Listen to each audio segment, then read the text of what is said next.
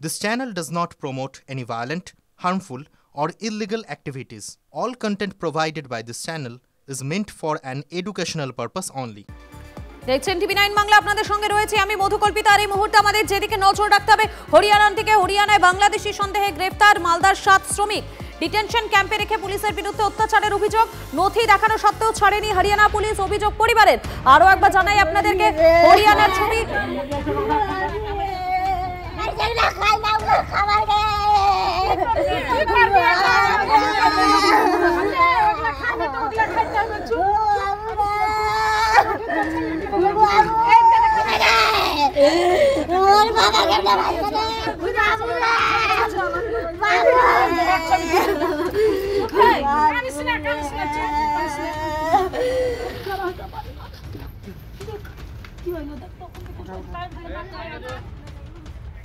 শুভতোষ রয়েছেন সরাসরি আমাদের সঙ্গে, শুভতোষের সঙ্গে কথা বলবো। শুভতোষ, এই যে বাংলাদেশি সন্দেহে গ্রেফতার করা হয়েছে 7 জন শ্রমিককে, তাদের পরিবারের লোকরা কি বলছেন, কি কি ঘটেছে পুরো বিষয়টা?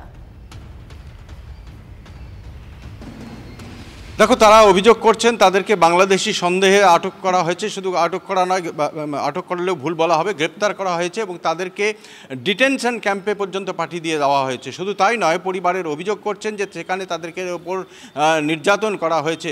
তাদের যথেষ্ট ডকুমেন্ট থাকা সত্ত্বেও তাদেরকে কিন্তু নির্যাতন করা হয়েছে। তোমাকে বলে রাখি যে এলাকার তারা বাসিন্দা, এই 7 জন পরিযায়ী শ্রমিক হরিয়ানায় যায় এবং এরা নিয়মিতভাবে বিভিন্ন রাজ্যে যায়, কখনো হরিয়ানায় হোক, মহারাষ্ট্রে হোক বা কোথাও তারা কিন্তু যায় এবং হরিশ্চন্দ্রপুর থেকে একটা বড় সংখ্যায় কিন্তু পরিযায়ী শ্রমিকরা কিন্তু হরিশ্চন্দ্রপুর, রতুয়া ইত্যাদি এলাকা থেকে বিভিন্ন রাজ্যে যায়। ফলে এক্ষেত্রে সেই 7 জনই কিন্তু হরিশ্চন্দ্রপুর যে এলাকায় তাদের বাড়ি, সেই এলাকার কিন্তু যিনি বিধায়ক তিনি আবার তজমুল হোসেন, তিনি আবার রাজ্যের প্রতিমন্ত্রী।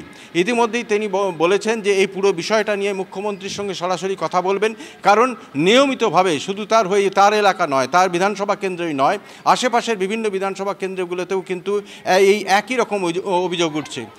সম্প্রতি যদি দেখা যায়, তোমাকে বলছি যে গত কয়েকদিন ধরে একেবারে শুভতোষ, তুমি থাকো আমাদের সঙ্গে। যারা গ্রেফতার করা হয়েছে তাদেরকে, তাদের পরিবারের সদস্যরা কি বলছেন, কি অভিযোগ শোনাই আপনাদের?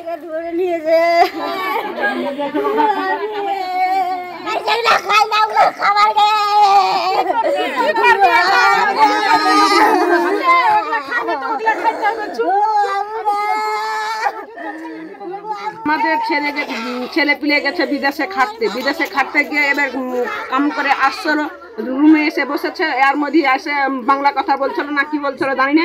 এবার বাচ্চাটাকে ধরে নিয়ে যে ক্যাম্পে থিয়েছে, ক্যাম্পে ওখানে রাত্রে নিয়ে গেছে, কোথায় নিয়ে গেছে বলতে পারবো না, থানা নিয়ে গেছে কি কোথায় নিয়ে গেছে বলতে পারবো না। এবার ছেলে পিলেকে খাইতে দেয় না, কিছু দেয় না, অশান্তিতে রেখেছে, কোনো পানি নাই, খাদ্য নাই, কিছু নাই। ছেলেপিলে কিভাবে বাঁচবে? আমাদের ছেলেপিলে না খাটবে তো আমরা খাবো কি? আমার স্বামী নাই, আমার জমি জায়গা নাই, আমার কিছু নাই, আমরা কি করে খাবো?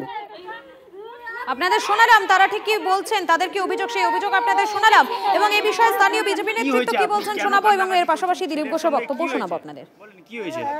প্রচুর পরিমাণে অনুপ্রবেশকারী পশ্চিমবঙ্গে প্রবেশ করেছে তৃণমূল সরকারের মদতে, যারা বেআইনিভাবে নানা রকম কার্ড ব্যবহার করে বিজেপি শাসিত সমস্ত রাজ্যে কাজ করতে যাচ্ছেন। তার একটাই কারণ, পশ্চিমবঙ্গে কোনো রকম কাজ করার জায়গা নাই। প্রচুর পরিমাণ পশ্চিমবঙ্গ থেকে এক জায়গায় কাজ করতে গিয়ে কেউ চোরাচালানকারী, কেউ ফেক কারেন্সি, কেউ নানা রকম সন্ত্রাসের সঙ্গে এর আগে জড়িয়ে পড়েছে। সেই জন্য পুলিশের সন্দেহ হলে তারা তাদেরকে নিয়ে ডিটেনশন ক্যাম্পে রাখছে। আমরা বিজেপি থেকে হুঁশিয়ার করে দিচ্ছি, এটা যদি গোটা দেশে বন্ধ না হয়, বিজেপি শাসিত রাজ্যগুলোতে বিজেপির মুখ্যমন্ত্রী যদি বন্ধ না করেন, তাহলে কয়েকদিনের মধ্যে কিন্তু ঘেরাও যাত্রা শুরু হবে এবং বিজেপির যত মালদা জেলার বুকে যত জনপ্রতিনিধি আছেন, এমএলএ আছেন, সেখানে দাঁড়িয়ে আজকে এমপি আছেন বা সাধারণ নেতৃত্বরা আছেন, যারা তাদের বাড়ি ঘেরাও করবে সাধারণ মানুষ, পরিযায়ী শ্রমিকের পরিবারের মানুষ, তৃণমূল কংগ্রেসরা, এবং বাড়ির ভিতরে তালা লাগিয়ে বন্ধ করে রাখবো যতক্ষণ পর্যন্ত না এই সমস্যার সমাধান হচ্ছে। বাংলা ভাষা এবং বাঙালিরা নিরাপত্তা পাচ্ছে না কোনো ভারতবর্ষে, ততক্ষণ পর্যন্ত এই বিজেপির নেতাদেরকে, যারা মানুষ খুন করার চেষ্টা করছে ক্ষমতার লোভে, তাদের বাড়ি ঘেরাও করে তাদের ঘরের ভিতরে বন্ধ করে না। মুর্শিদাবাদের নাম করে যারা যাচ্ছে বেশিরভাগই বাংলাদেশি। মমতা ব্যানার্জি বাংলাদেশি আর বাঙালি বাংলাভাষী এই দুটোকে গুলিয়ে দেওয়ার চেষ্টা করছেন, আর উনি বাঁচাবার চেষ্টা করছেন অনুপ্রবেশকারী মুসলিমদেরকে। সেটা হবে না। আমরা ডিমান্ড করব বিহারে যে স্টাইলে ভোটার লিস্ট সংশোধন হচ্ছে, আর ঠিক বাংলাতেও ইলেকশন আগে সেটাই করা উচিত। নাহলে পশ্চিমবাংলায় ফেয়ার ইলেকশন তো হবেই না। এই যারা বাংলাদেশি প্রায় 40-50 লক্ষ ভোটার আছে তাদেরকে আলাদা করা সম্ভব নয়। আপনারা শুনলেন তারা ঠিক কি বলছেন, তাদের কি বক্তব্য, সেই বক্তব্য আপনাদেরকে শোনালাম। এবং এই যে মালদার 7 শ্রমিক যাদেরকে গ্রেফতার করা হয়েছে বলে অভিযোগ উঠে আসছে, বাংলাদেশি সন্দেহে মূলত তাদেরকে গ্রেফতার করা হয়েছে। ডিটেনশন ক্যাম্পে রেখে পুলিশের বিরুদ্ধে অত্যাচারের অভিযোগ উঠছে।